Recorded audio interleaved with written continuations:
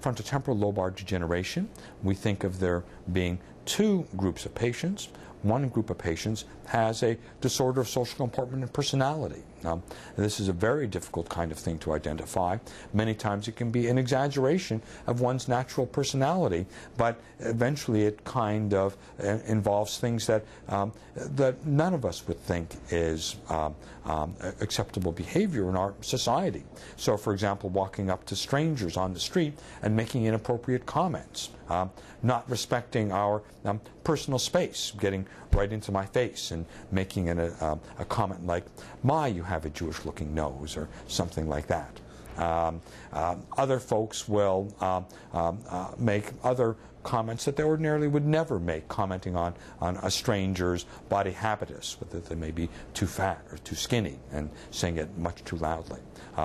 People will sit down at strangers' tables in a restaurant and start taking food off of others' plates. So there's a whole realm of disinhibited behavior that can occur. Other folks will develop ritualistic behaviors, habits over which they have no control. Habits such as humming, and humming incessantly, and humming louder and louder instead of having a conversation, or developing specific rituals like going to a store and drinking a particular kind of coffee and a particular number of coffees, and doing this in a specific way, and getting extraordinarily upset and agitated if this kind of behavior can't be completed.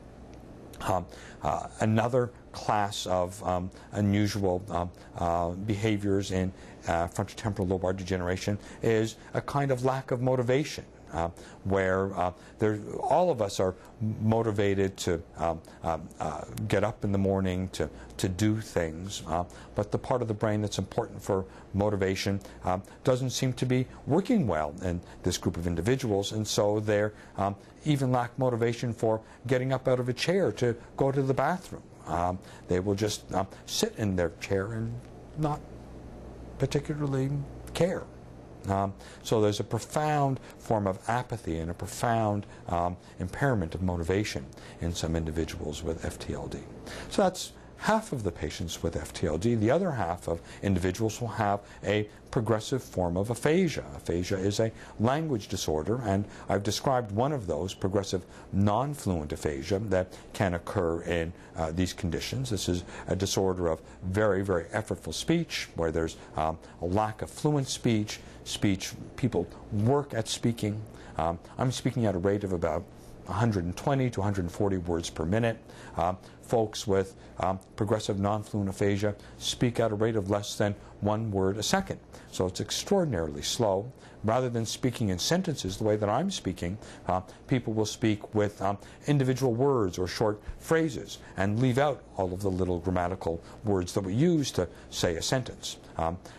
Folks with progressive non-fluent aphasia will also have difficulty understanding grammar.